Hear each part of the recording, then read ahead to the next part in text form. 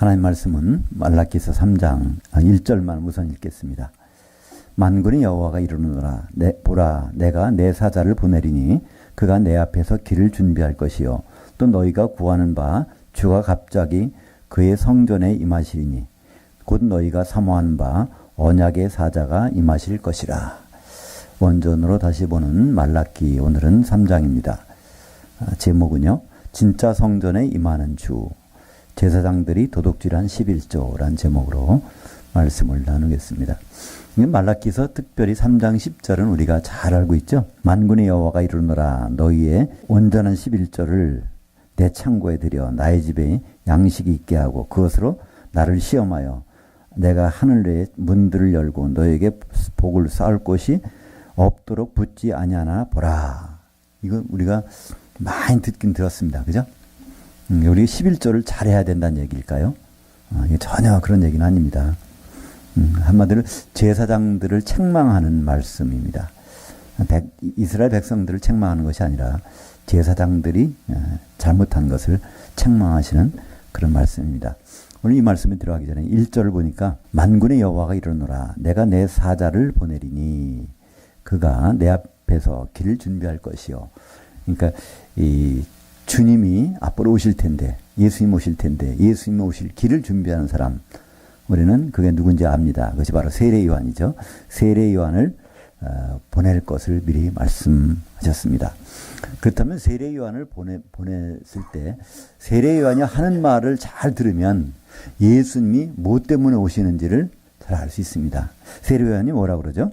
요한복음 1장 11절에 나는 물로 세례를 베풀거니와 내 뒤에 오시는 이는 성령과 불로 너에게 세례를 베푸실 것이요. 그래서 예수님은 성령과 불로 세례를 베푸시는 분입니다. 이때 세례라는 단어를 우리는 참 오해를 많이 합니다. 이걸 이제 원래 헬라어는요 잠기는 겁니다. 잠기는 거. 그러니까 이 잠겨버리는 걸. 그러니까 물에 잠기면은 물 세례, 또 성령이 잠기면 성령 세례, 불에 잠기면은 불 세례. 그래서 근데 우리는 이것을 좀 오해를 하는 것이 씻을 세자를 쓰니까 이게 죄를 씻는 것처럼 세례 받으면 죄를 씻는다고 생각하는데 그건 절대로 그게 아닙니다. 세례 요한이 그랬잖아요. 물 속에다 집어넣었다 빼냈잖아요. 그죠? 그 물 속에다. 그래서 물 세례. 우리말 번역은 그래서 이거를 어떻게 하죠? 침례교에서는 잠길 침자를 쓰죠. 잠길 침자. 그래서 침례라고 하는데요. 이것도 말이 안 되는데요. 하나님은 우리에게 의식을 말씀하지 않았습니다. 잠겨 있는 상태를 말씀하시죠. 우리는 세례 받았으니까 그러니까 의식은 명령하지 않았어요. 잠겨 있는 상태를 말씀하고 있습니다. 그러니까 우리는 성령 세례라고 하면 한번 받고 마는 것이 아닙니다. 성령에 잠겨 있으면 성령 세례 가운데 있는 것이고 나가버리면 그건 성령과 관계없는 사람이 되는 것이죠. 우리는 끝까지 성령에 잠겨 있어야 되고 그러면 그것이 기름이니까 기름을 준비하는 사람으로 죽으면 또 부활할 때도 그 기름이 있는 것이죠. 그래서 이 세례라는 말이 우리말로 너무나 다른 의미로 번역됐기 때문에 어려움이 많은데요. 요한은 물에 잠갔다가 세우는 그런 일을 했었죠. 그것도 흐르는 물에서 죽은 물이 고인 물이 아니라 그래서 강이나 바다에서 이제 과거에는 이제 세례를 베풀었는데 물로 할 때 예수님은 물 세례를 명령한 적이 없습니다. 바로 성령으로 세례를 베풀라 이렇게 명령하셨고 그렇다면 우리는 성령에 잠겨야 되는 것이지 물에 잠기는 의식은 교회에서 하고 있죠. 뭐 하루 이틀이 아니라 바로 1000년 이상 동안 베푸는 의식이니까 세례교인 하면 물로 여기까지 물에 잠기는 걸 얘기하는데요. 성경에서는 그게 아니라 예수님 세례는 물 세례가 아닙니다. 바로 성령 세례와 불 세례인데요. 그렇다면 성령 세례는 알겠는데 불 세례는 뭘까요? 불 세례? 예, 그렇죠. 그래서 우리는 성령 세례와 물 세례를 불 세례를 혼동하는 경우가 있어요. 아, 성령의 불 받아라 그래갖고 성령의 불 받으면 뜨겁다 이렇게 하는데 그거는 큰 잘못된 얘기입니다. 한마디로 지옥에 떨어지는 거 그게 바로 불 세례죠. 성령에 잠길 사람은 성령에 잠기고 그거 싫은 사람은 불에 마태복음 4장 마태복음 3장인가요? 거기 보면 그 3장 3절 이하로 기억되는데 3장에 보면 거기 세례 요한이 요 똑같은 말씀을 그죠? 나는 물로 세례를 베풀지만은 내 뒤에 오시는 이는 바로 성령과 불로 세례 주는데 알곡은 모아서 곳간에 드리고 쭉정이는 이제 불에 태우시리라. 그래서 바로 불세례라는 것은 불에 던지는 거고, 그래서 성령 세례는 바로 알곡 곳간에 던지는 것. 이것을 구분해서 말씀하고 있죠.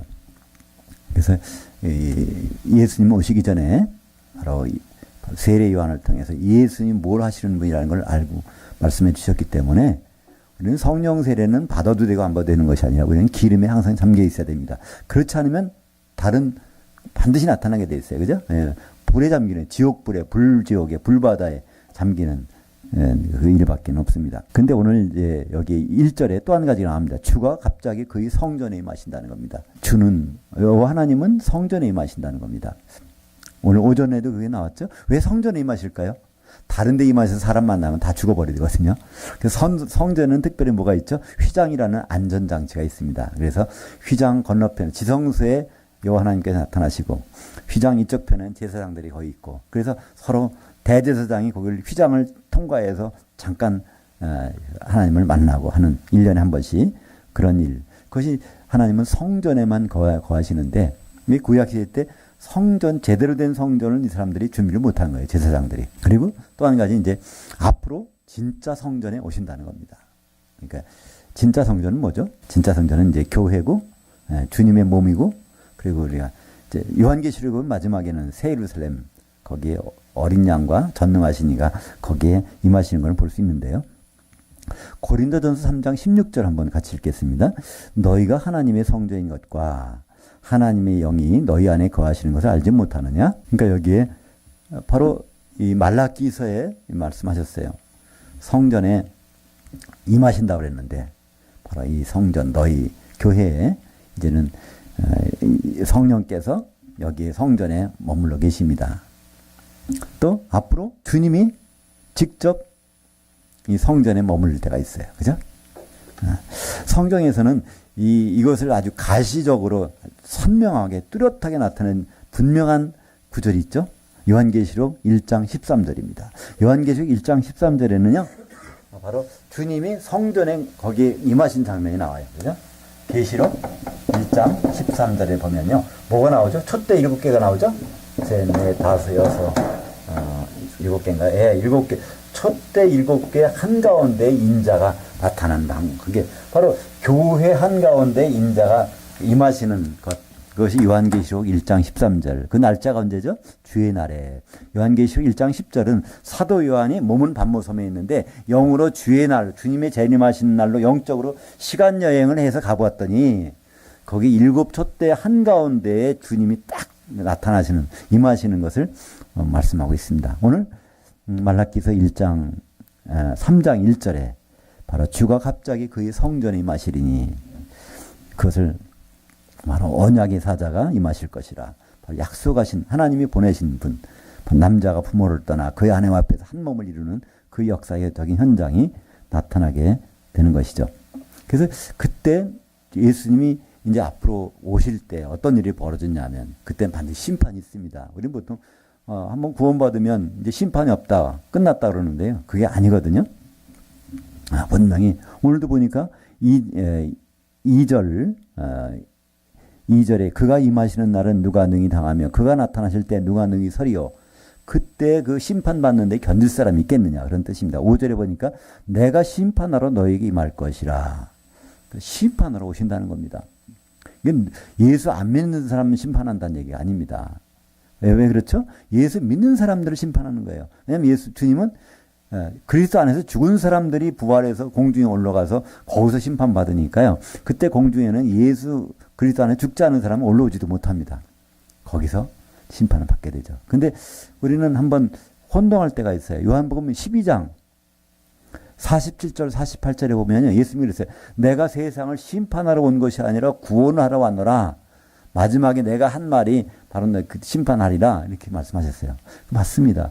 2000년 전에 예수님 오셨을 때는 심판하러 오신 것이 아니에요. 재림 때 심판하시고요. 터림 때는 구원을 준비하러, 구원을 베풀러 오신 분이라는 것이죠. 그러나 분명한 것은 주님이 오셔서는 반드시 심판하십니다. 고린도후서 5장 10절에 우리가 다 반드시 그리스도 심판대 앞에 나타나게 되어 선악간에 그 몸으로 행한 것을 따라 받으려 함이라. 우리가 다 이 고린도 교회의 성도들에게 교인들 믿는 사람들에게 얘기하는 거예요. 바울이 우리가 다 한 사람도 빠짐없이 예수를 믿는 사람이라면 반드시 그리스도 심판대 앞에 나타나게 된다는 거예요. 어쨌든 선을 행했든 악을 행했든 하나님 예수 그리스도의 몸을 이루는데 나쁜 짓을 했든 좋은 짓을 했든 관계없다는 거예요. 무조건 다 올라가서 심판을 받는 것이죠. 마태복음 25장은 그걸 어떻게 말씀하고 있죠? 그 열 처녀가 바로 신랑을 만나는 장면이 나옵니다. 기름을 준비해서 만나는 처녀들이 있고 기름이 준비 않은 상태로 만나는 천민들이 있고 기름을 준비하지 않았다는 얘기는요. 몸을 이루지 못했다. 교회 해방꾼이라는 것이에요. 몸을 이루지 못했으니까. 그죠? 기름을 준비한 사람들 바로 성령의 기름으로 이제 그 다섯 처녀들 이들은 결국은 기름으로 한 덩어리가 돼서 그게 한 신부가 되는 장면이 어디 나오죠? 요한계시록 19장 7절부터 8절에 보면 바로 혼인날이 되는 어린 양의 혼인날에 이르렀는데 그의 신부가 준비가 됐는데 한 세마포 옷을 입었더라. 근데 그 세마포 옷을 자세히 보니까 성도들의 옳은 행실들이더라. 그래서 멀리서 볼 때는 한 신부인데 가까이서 보니까 성도들이 다 거기에 한 몸이 돼서 붙어 있다는 겁니다. 주님 오시면 우리는 각자로 올라갑니다. 신부들이 올라가는 것이 아니에요. 각자 지체들이 올라가서 기름 준비한 사람들이 혼인 거기에 들어가서 이제 한 신부가 돼서 결혼식이 이루어진 장면을 성경에는 우리에게 말씀하고 있습니다. 근데 그때 심판할 내용이 있다는 거예요. 거기에서 누굴 심판한다고요? 여기 과부와 고아와 품꾼의 삭도 안 주고 과부와 고아와 나그네를 억울하게 한 사람들, 이 사람들을 심판하겠다는 겁니다. 근데 이 사람들 구체적으로 이건 뭘까요? 품꾼이라는 건 뭘까요? 이 품꾼은 하나님의 집에서 일하는 사람들이 거기에 대해서 대우를 안 해준 겁니다. 하나님의 집 교회죠, 그죠? 교회를 세우는 사람들 그들에게 부당하게 대우한 것. 그리고 과부와 고아와 나그네, 그게 다 성도들입니다. 이 성도들은 사실 과부예요. 왜냐하면 신랑이 없잖아요. 남편 지금 어디 가는 게 없어졌어요. 그죠? 우리 남편은 지구상에 어디가 찾아올 수가 없어. 그죠? 죽었으면 무덤이라도 있는데 우리는 무덤. 우리 남편은 오실 거잖아요. 그러니까 우리는 아직은 진정한 과부들이야. 그죠? 과부. 그러나, 그 과부 신세를 맺는 날이 오는데, 우리 과부된 사람들을 이렇게 잘못대하는 사람들 심판하시겠다는 거예요.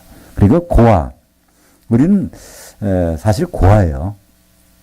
하나님의 집안에서 우리는 고아란 말이에요. 왜냐면 독생자만 다 알고 있지, 그 집에는 다른 적이 없단 말이에요. 그죠?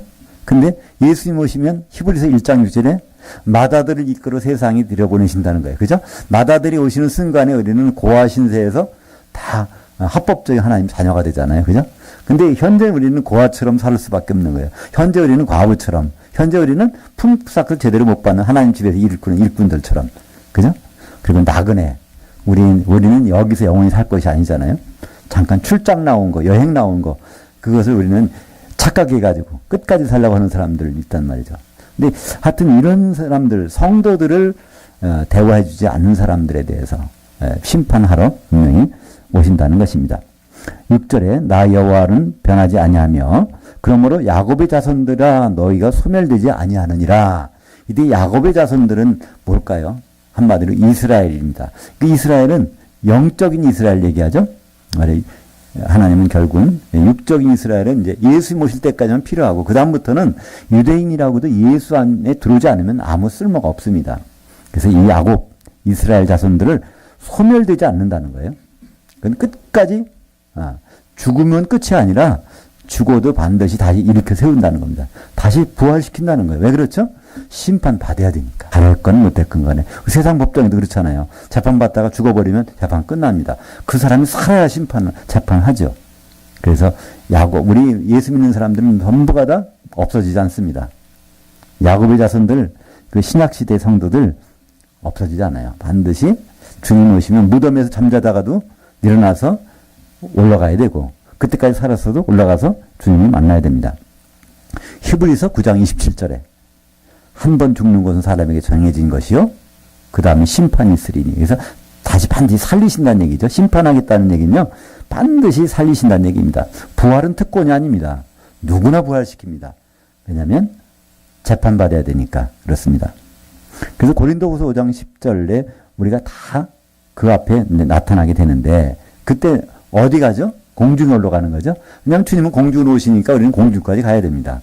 그러니까 이 지상에는 예수와 관계없는 분들은 지상에 있을 거예요. 그때는. 그러나 우리는 반드시 공중에 올라가게 될 것입니다. 요한계시록 2장 9절 하반절에 보면 자칭 유대인이라 하는 자들의 비방도 알거니와 실상은 유대인들이 아니요 사탄의 회당이라. 지금 메시아닉 주라고 하는 뭐 그런 운동도 있어요. 그죠? 메시아닉 주. 그건 무슨 말일까요? 유대인들로서 크리스찬이 되는 사람들. 그래서 마지막으로 유대인들이 예수 믿고 돌아오게 되면 주님이 오시고 그들 통해서 뭐 성전도 짓고 뭐 얘기한다는데요. 그거는 다 잘못된 말입니다. 한마디로. 예수님은요, 분명히 말씀하셨어요. 요한계시록 2장 9절. 자칭 유대인들, 내 유대인 피가 있다고 하는 사람들, 그 인정 안 하시겠다는 거예요. 오히려 사탄의 회당이라는 겁니다. 그럼 누가 유대인이죠? 진짜 예수 그리스도 안에 있는 사람들. 갈라디아서 3장 28절에, 그죠? 유대인이나 헬라인이나 종이나 자유자나 남성이나 여성이나 구분 없이 그리스도 안에 있는 사람들 하나라. 그래서 우리는 예수님 이후에, 예수님 오실 때까지 유대인이 필요했습니다. 그분의 통로로. 그다음부터는요, 유대인도 예수 그리스도 안에 있지 않으면 아무 소용없고요. 이방인이라도 예수 그리스도 안에 오면은 바로 영적으로 유대인으로 취급하시겠다는 것입니다. 그것을 요한계시록 7장에서는요, 이스라엘 12지파를 설명하면서 나오지 않습니까? 거기에 등장하는 지파가 요셉 지파가 등장해요. 육적인 유대인들은요, 요셉 지파가 한 사람도 없습니다. 근데 요한계시록에서 요셉 지파는요, 입맞은 사람만 12,000명이에요. 그렇다는 얘기는 바로 이 성도들을 가리킵니다. 그러니까 성경에서 신약 시대에서 주님이 얘기하시는 모든 유대인들, 이스라엘, 야곱 신약의 성도들을 구약 사람들 하나의 그림자였죠. 그래서 이제 오늘 이거를 쭉 말씀하시면서 무슨 얘기냐면 책망하시는 제사장들을 책망하는 겁니다. 제사장들은 레위인들입니다. 그들에게는 땅을 안 줬어요. 그들이 먹고 사는 건 뭐죠? 11조를 그들이 갖게 했습니다. 이스라엘 이제 11지파에서 농사 짓고 그들의 가축을 기르고 그러면 그 중에서 10분의 1을 반드시 줘야 되는데 누구한테 줍니까? 바로 레위인들, 제사장들에게 주게 되어 있습니다. 제사장은 그거를 제사를 지내고 또 그걸 먹고 사는, 또 그걸 다른 사람들 나눠주고 이런 것을 하는 제도, 그것이 바로 11조를 가지고 이제 제사장들이, 첫째는 제사장들이 그거 받습니다. 그걸 가지고 자기도 먹고 살지만 다른 사람 나눠주는 일도 이제 하게 돼 있죠. 그것을 제대로 안 하는 사람들이 바로 이제 오늘 말라기서에서 하나님이 깨닫는 많은 사람들이죠. 7절부터 9절까지 우리 같이 읽겠습니다. 만군의 여호와가 이르노라 너희 조상의 날로부터 너희가 나의 규례를 떠나 지키지 아니하였도다. 그런즉 내게로 돌아오라. 그리하면 나도 너희에게로 돌아가리라 하였더니 너희가 이르기를 우리가 어떻게 하여야 돌아가리까 하는도다. 사람이 어찌 하나님의 것을 도둑질하겠느냐. 그러나 너희는 나의 것을 도둑질하고도 말하기를 우리가 어떻게 주의 것을 도둑질하였나이까 하는도다. 이는 곧 그 11조 와 그 봉헌물이라. 너희 온 나라가 나의 것을 도둑질하였으므로 너희가 저주를 받았느니라. 여기서 너희라는 사람이 누군지 알아야 됩니다. 너희가 누군가. 일반 하나님 백성인지 아니면 특별한 누굴 가르치는지. 뒤에 보면 이 너희라고 하나님 지칭한 사람들이 지금 도둑놈들인데, 도둑질한 사람들인데 이 사람들이 과연 누구냐는 거예요. 8절에 보니까 하나님의 것을 도둑질했다는 겁니다. 근데 하나님의 것이 과연 뭘까요? 거기 보면 구체적으로 뒤에 나오죠. 11조와 봉헌물이라는 거예요. 11조와 봉헌물을 도둑질했다는 겁니다. 이거는요, 백성들이 안 냈다는 얘기가 아닙니다. 11조는 의무사항이에요. 그러나 이 봉헌물은 자발적으로 내는 거예요. 그러니까 이걸 도둑질했다는 얘기는 백성들이 낸 11조, 백성들이 낸 봉헌물을 이제 다 제사장들이 받아가지고 그걸 하나님께 바치고 또 쓸 때 쓰고 그걸 해야 되는데 한마디로 그 모든 것이 들어오면요, 성전의 창고에다 일단 집어넣어서 그 다음에 그걸 갖다가 나눠주고 써야 되는데 그 사람들은 성전 창고에 들어올 거 중간에 새치기해서 다 가르치는 겁니다. 빼돌림 하는 거예요. 그걸 도둑질했다는 겁니다. 백성들은 바쳤는데 누가 거기서 그걸 빼돌렸습니까? 제사장들이 그것을 빼돌린 겁니다. 그래서 그 창고가 지금 텅텅 빈 거예요. 그러니까 사실은 이걸 가지고 제사 일을 하는 레위인들한테 월급도 주고 품꾼의 삭도 주고 또 고아와 과부와 나그네를 거기서 선대를 해줘야 되는데 이 일을 못하는 겁니다. 누구 때문에? 제사장들이 착복을 해서 하나님의 것을 도둑질해서 백성들이 바치기 전까지는 하나님 것이 아니에요. 백성들이 이미 바쳤단 말이에요. 그 바친 걸 가지고 그들은 자기 개인적으로 이용을 해버린 거죠. 나라 돈을 개인이 쓰는 것처럼 이건 바로 하나님의 것을 바로 이 제사장들이 그것을 개인적으로 착복해버린 것입니다. 그래서 너희가 바로 내게로 돌아오라.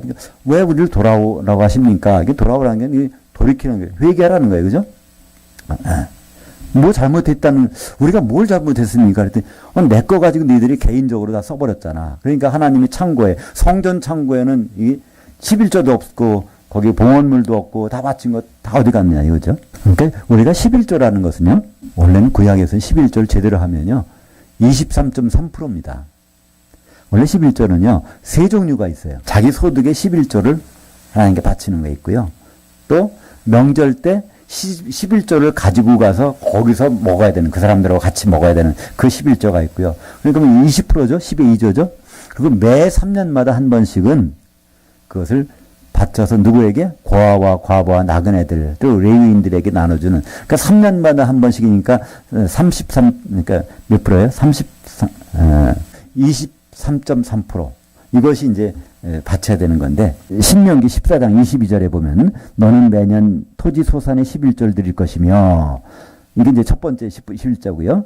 23절에, 네 하나님 여호와, 곧 여호와께서 그의 이름을 두시려고 택하시는 곳에서 내 곡식과 포도주와 기름 11조를 먹으며, 또 거기 가서 11조를 가지고 가서 먹어야 돼요. 자기도 먹고, 거기 오는 사람, 준비 안 된 사람들 먹고, 또 레위인들한테도 그걸 먹을 건 나눠주고, 또 이제 그뿐 아니라 소와 양이 처음 난 것을 먹고, 그러니까 소나 그것도 11조를 가지고 와서 거기서 같이 고기도 같이 나눠 먹게 돼 있습니다. 그리고 신명기 26장 12절에는 바로 셋째 해 3년마다 11조를 드리는데, 그때 11조를 레위인과 객과 고아와 과부에게 주어.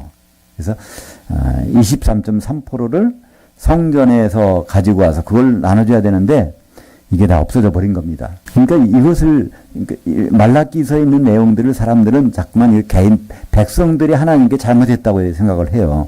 그러나, 한번 말라기서 1장 8절에 볼까요? 누가 잘못한 것인지.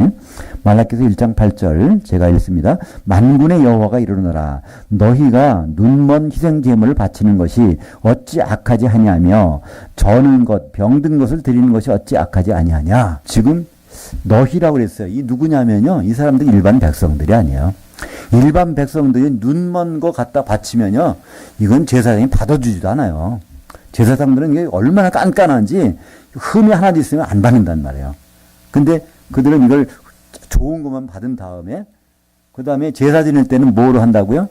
싸게 자기 야매를 사가지고 값싼 거 제물에 바쳐, 나 제사 지냈다는 거고, 좋은 건 빼달려서 자기 부의 축적으로 쓰고, 어떤 거, 눈먼 거 한 것들은 어디 가서 사다가 그걸로 성전 제물로 바친 거. 이게 너희 누굴까요? 이게 제사장들이거든요. 이건 말라기서 전체는요, 제사장들이 잘못한 것을 질책하는 것이지, 일반 백성들이 하나님께 뭐 11조 안 바치고 뭐 잘못했다고 제사 잘 안 드린다고 해서 책망하는 것이 절대로 아니라는 겁니다. 근데, 우리는 이것을 다른 용도로 사용하고 있죠. 바로 성도들이 하나님께 11조 잘 바쳐야 이거 복 받는다. 이렇게 설명하는 구절이 어디 나오죠? 10절. 우리 10절 한번 같이 읽어볼까요? 만군의 여호와가 이르노라. 너희의 온전한 11조를 창고에 들여 나의 집에 양식이 있게 하고 그것으로 나를 시험하여 내가 하늘 창문을 열고 너희에게 복을 쌓을 곳이 없도록 붙지 아니하나 보라. 그러니까 그냥 읽어봤어요. 우리말 성경으로 된 거를. 여기에다 온전한 11조를 바치라. 그러니까 23.3% 바치라는 것처럼 해석을 해놨어요. 번역을. 근데 여기서는 온전한이란 단어가 아닙니다. 모든이라는 거예요. 모든. 그러니까 백성들이 가져온 11조는 다 창고에 놔야지 왜 빼돌리느냐 이거지. 백성들이 정당한 11조를 안 바치고 있어. 이런 얘기가 아닙니다. 여기서 온전한이라고 번역되는 것은 콜이라는데요. 콜 하면 이거는 바로 모든 거 개인적으로 빼돌리지 말고 그런 뜻입니다. 제사장들이 그걸 착복하지 말라는 뜻입니다. 그리고 그것으로 나를 시험해보라. 여기서 시험해보라는 뜻이 아닙니다. 그래서 원래는 시험이란 하나님은 시험하지 않는 분이잖아요. 그죠? 하나님은 누구한테 시험당하지도 않고 시험하지도 않는 분입니다. 원래 보려면 입증한다는 단어입니다. 이게 이제 입증해서 정말 하나님이 이런 분이다. 이걸 한번 입증해달라는 거예요. 하나님은 이런 분이라는 것을 반드시 하나님 하고 싶다는 거예요. 그걸 드러내달라는 겁니다. 하나님은 정말 이걸 제대로 하면 너희들이 나한테 제사를 드리고 예배를 드리고 정당하게 그럼 내가 만나주고 내가 모든 걸 내가 복을 줄게. 이걸 입증 좀 해. 만나고 싶은데 바로 제사를 그렇게 안 드리는 겁니다. 그러니까 만날 수도 없고 복을 주실 수도 없고 이런 사정이 되니까 제발 절차대로 해서 내가 너희들을 만나서 복을 줬나 안 줬나 이것을 한번 입증을 좀 해봐라. 이 뜻인데 이거를 시험한다. 시험이라는 건 여기서 유혹한다는 말이거든요. 하나님은 우리 유혹 안 하세요. 누가 유혹하죠? 마귀가 유혹하는 거죠. 이 번역을 모든을 온전한으로 번역해 놓고 또 입증한다는 말을 시험한다로 번역해서 아주 엉망으로 만들어 번역해 놓으니까 이걸 가지고 일반 성도들이 11절 많이 바치면 바로 각자 집에 창고에 복을 쌓는 거를 이렇게 오해하게 만들어 놓은 구절입니다. 11절 만군의 여호와가 이르노라 내가 너희를 위하여 메뚜기를 근음하여 토지 소산을 먹어 없애지 못하게 하며 그러니까 이 11조를 제대로만 들여서 하게 하면 지금 밭에 소출이 늘어나고 그죠? 외양간 소도 많아지고 이거 하게 해준다는 거예요. 그게 무슨 말일까요? 그렇게 되면 제사장들이 풍족하게 해주겠다는 겁니다. 이게 무슨 말일까요? 풍년이 들으면 결국은 10분의 1은 누구한테 오죠? 제사장들 오니까. 그러니까 이 세상에 그 풍년이 들게 해주면 너희들은 당연히 충분히 먹고 살 수 있다는 거예요. 그거를 해줄 텐데 그럴 기회를 하나님께 안 준다는 겁니다. 오히려 그들이. 왜요? 제사장들이 개인적으로 재물을 11조를 착복해버리니까 그렇습니다. 히브리 말에 보면요. 신약에서도 그렇지만은 이 시험한다 하는 말과요. 시험하다. 그 다음에 입증하다가 단어가 다릅니다. 시험이라는 말이 여기서 이제 유혹한다는 말이겠죠. 유혹. 그러니까 신명기 6장 16절에 보면 너희가 마사에서 시험한 것 같이 너희 하나님 여호와를 시험하지 말고 하나님은 참 시험하는 거 싫어하세요. 하나님 떠보는 거예요. 떠보는 걸 싫어하는 거예요. 근데 그건 낯사라는 말이에요. 근데 오늘 말라기서 3장 10절에서는요. 그것을 바한이라는 하나님을 입증해서 이렇게 하면 세워봐라는 거예요. 입증해서. 하나님은 정말 이런 분이야. 믿을 만한 분이야. 이걸 드러내보라는 건데 그거를 우리말 번역으로는 그 나사로 번역한 거예요. 시험하는 거로. 유혹하는 거로. 한번 그렇게 하나님께 11조를 제발 좀 잘 해봐. 그러면 네가 한번 이렇게 될걸? 이렇게 번역을 해버리니까 이상하게 된 겁니다. 느헤미야서 13장 10절에 보니까 레위 사람들이 받을 몫을 주지 아니하였으므로 레위 사람들이 노래하는 자들이 각각 자기 밭으로 도망하였기로. 이게 뭐냐면요. 제사장들 레위 지파 사람들은 11조가 들어와야 이걸 가지고 먹고 살 수 있고 제사 지내는데 11조 백성들은 다 바쳤는데 그걸 일부 제사장들이 그걸 자기 떼먹으니까 이 월급을 받을 레위인들은 성전에서 일을 하고 있는데 굶어 죽게 생긴단 말이에요. 그러니까 다 두고 도망간단 말이에요. 그러니까 성전의 예배가 되질 않는 거예요. 하나님과의 만남이 없어지는 겁니다. 결국 이런 일들이 느헤미야 때부터도 벌어지고 있었고 말라기 시대에도 같이 계속해서 이제 벌어지고 있는 것입니다. 그러니까 근본적인 문제는 이스라엘 백성의 문제가 아니라 이스라엘 백성의 지도자들이라고 하는 제사장들이 문제가 굉장히 크다고 볼 수 있죠. 지금도 우리는 뭐 교회에서도 비슷한, 물론 교회에서 목사님이 제사장은 아닙니다. 모든 성도들 사실은 제사장들이기 때문에, 그러나 교회의 리더들이 잘못되게 되면 전체가 잘못되게 되죠. 그죠?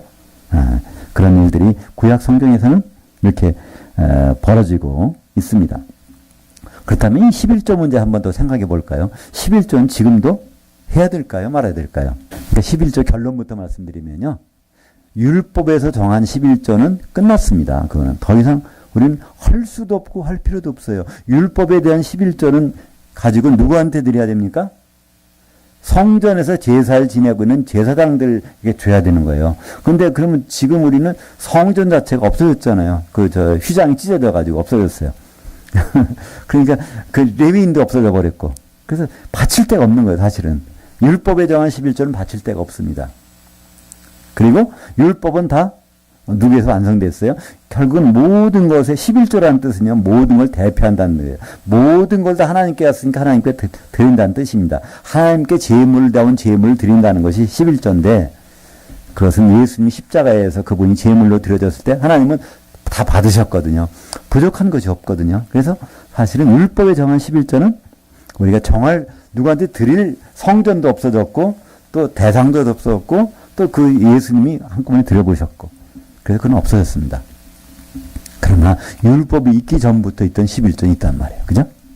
그 창세기 14장 20절 너희 대적을 내 손에 붙이신 지극히 높으신 하나님을 찬송할지로다 하며 아브라함이 그 얻은 곳에서 10분의 1을 멜기세덱에게 주었더라. 이거는 바로 아브라함이니까 모세보다도 훨씬 위에 그때 바로 11조 바친 장면이 나옵니다. 바로 아브라함이 자기 집에서 데린 그죠? 장정들 데리고 가서 4개국 연합군을 물질르고 롯을 구해옵니다. 그때 아브라함은 그렇게 생각했을 거예요. 야간 전투를 했거든요. 그 팀을 두 팀으로 나눴어요. 그러니까 두 팀으로 나눠서 기습공격 해가지고 이겨서 거기서 롯을 구해가지고 전리품 가지고 쭉 내려오는데 그때 멜기세덱이 나타나서 떡과 포도주가 축복해주며 한 말이 뭐죠? 바로 너희 대적을 내 손에 붙이신. 예를 들고 아브라함은 내가 작전을 잘 세워서 야간 전투를 해서 결국은 이렇게 롯을 구해갖고 많은 얻은 줄 알았는데 갑자기 그러니까 그 시간에 하나님이 나를 지켜주셨구나. 그때 생각하는 겁니다. 그래서 하나님을 찬송해야 된다는 거예요. 그때 아브라함은 주저하지 않고 11조를 준비해서 바칩니다. 그러니까 11조, 아브라함의 11조는요, 의무적인 11조가 아니라 자발적인 11조고요. 아브라함의 11조는요, 이거는 복받기 위해서 드리는 11조가 아니라 이것은 받은 복을 감사해서 드리는 것입니다. 그러니까 아브라함의 11조는 지금까지 살아있어요. 하나님께 감사해서 드리는 것. 또 복받기 위해서 드리는 것이 아니라 찬송하기 위해서 드리는 것. 그러니까 11조라는 것은 그러니까 11조를 드린다는 것은 얼마나 하나님을 찬송하는 찬송거리가 있다는 얘기니까 자기에게. 그것이 이미 벌어졌다는 얘기니까. 그죠? 그걸 드린다는 자체가 이건 하나님을 찬송할 수 있는 위치에 있다는 거니까 그것이 얼마나 축복 아니겠습니까? 그리고 더구나 이건 의무사항이 아닙니다. 자발적인 겁니다. 하나님을 찬송하고 싶어? 그럼 11조를 드리라는 뜻이죠. 그죠? 누구에게 드립니까? 멜기세덱에게. 멜기세덱은 누구죠? 아론 지파의 레위 지파의 제사장이 아닙니다. 히브리서 나오는 대로 바로 멜기세덱, 진짜 멜기세덱은 예수 그리스도시거든요.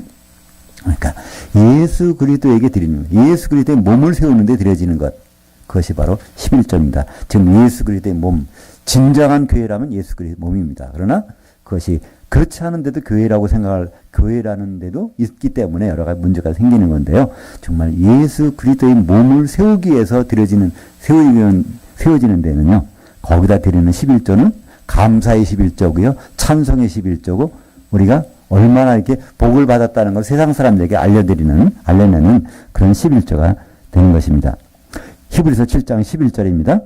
레위 계통의 제사의 직분으로 말미암아 온전함을 얻을 수 있었으면 어찌하여 아론의 반차를 따르지 않는 멜기세덱의 반차를 따르는 다른 한 제사장을 세울 필요가 있었겠느냐. 그러니까 구약의 모든 제사는 이건 끝났다는 거며 왜냐하면 그거를 완전해 줄 수가 없으니까.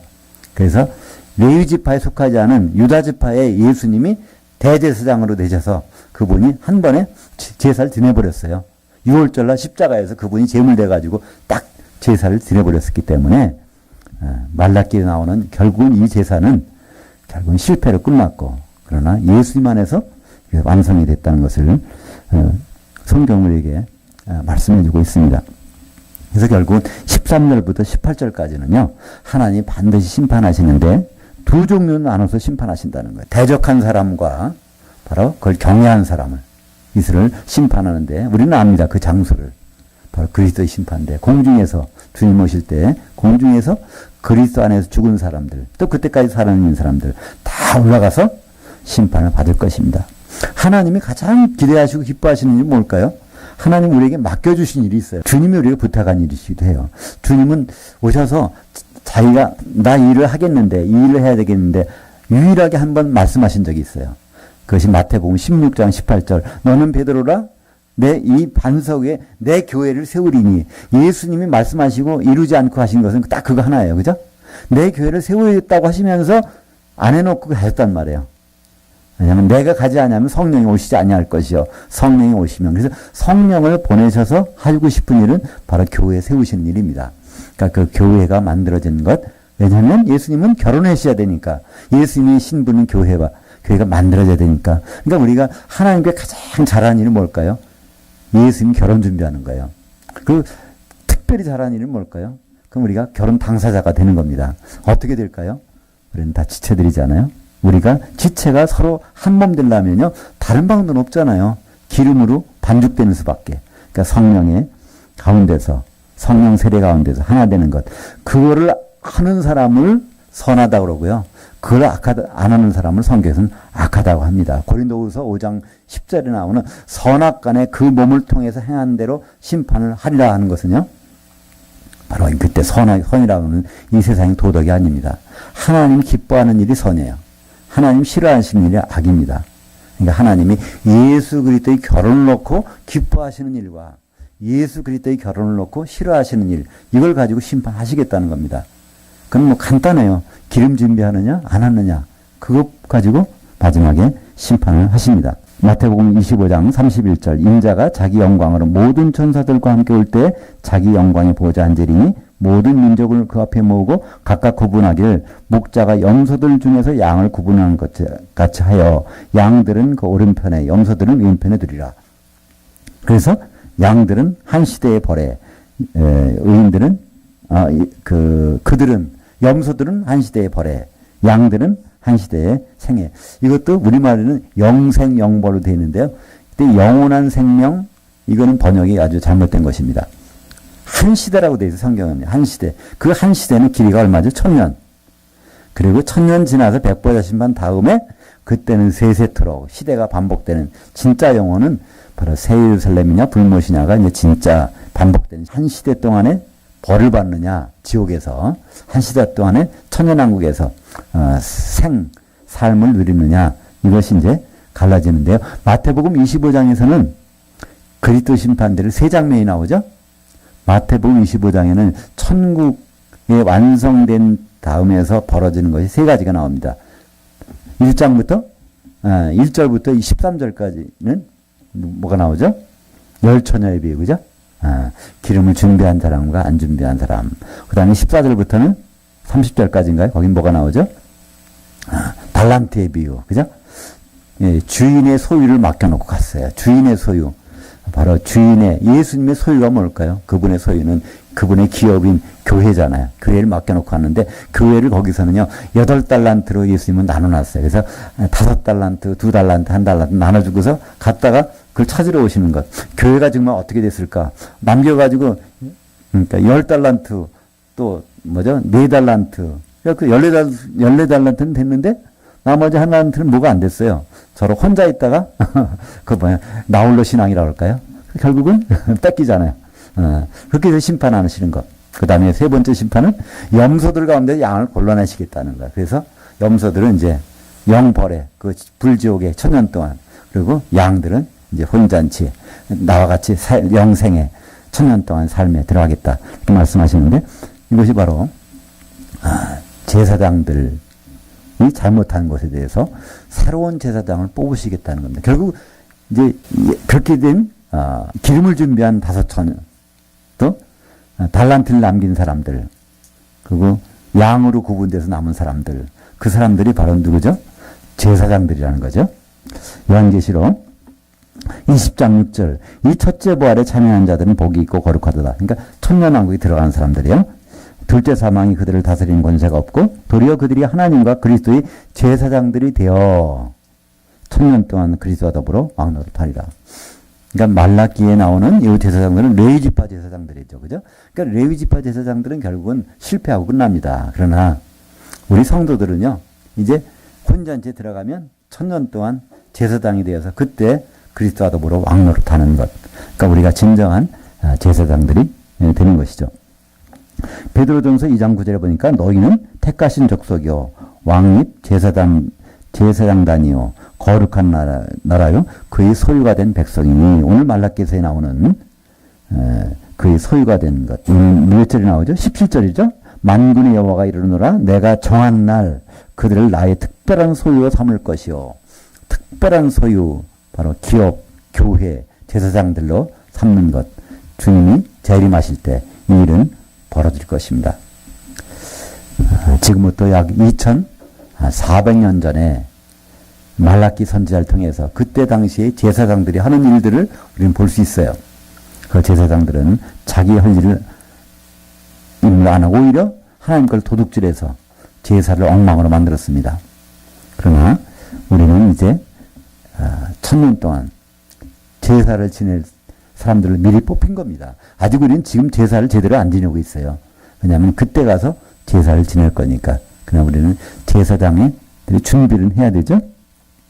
우리가 준비할 것, 성령의 기름을 준비하는 것, 그거밖에 없습니다. 제사를 드릴 때 성막 안에 들어가 보면 성수에는 캄캄합니다. 근데 거기 비치는 불빛이 있어요. 그죠? 기름을 타는 등대가 있거든요. 그 기름 준비 누가 해야 되죠? 제사장들이 해야 되는 거거든요. 거기는. 제사장들이 기름 등대에 불 켜놓으면 그 앞에 떡상에 있는 그것이 바로 하나님의 말씀을 나누는 것이죠. 그 바로 앞에 바로 향이 피어져서 그 향을 들고 이제 지성소에 들어가는 것. 바로 거기서 가장 필요한 것은 기름이죠. 기름이 없으면요, 성소 안이 캄캄합니다. 아무것도 볼 수가 없어요. 그러나 기름을 준비하면, 제사장들이 그 안에서 얼마든지 준비할 수 있습니다. 지성소에 들어갈 모든 준비를 할 수가 있는 것이죠. 그래서 우리에게 오히려 오늘 마지막에 말라기서 3장 18절에 그때 너희가 돌아와서 의인과 악인을 분별하고 하나님을 섬기는 자와 섬기지 아니하는 자를 분별하리라. 결국 우리는 이제 마지막에 가서는 우리가 심판자가 된다는 것입니다. 고린도전서 6장 2절에 너희가 세상을 심판할 것과 그죠? 우리가 세상 사람들을 심판하는 날이 온다는 거예요. 성도들이. 이 요한계시록 20장 4절에 보면요. 이 요한계시록 20장 4절은 천년왕국이 지난 다음에 벌어진 광경을 여기 설명하는 겁니다. 천년왕국이 딱 지났는데 그때 심판하는 자리에 앉은 사람들이 있다는 거예요. 성도들이 여기 앉았다는 것입니다. 그게 누굴까요?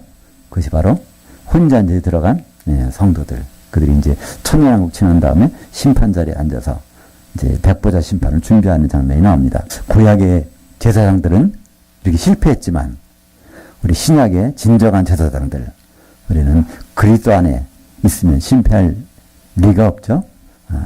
예수 그리스도 안은 가장 안전한 곳입니다. 음부의 권세가 어쩌지 못하는 이길 수 없는 것 그것이 바로 교회입니다. 진짜 성전에 임하시는 주. 만약에 하나님이 여기 임재가 없었다면요.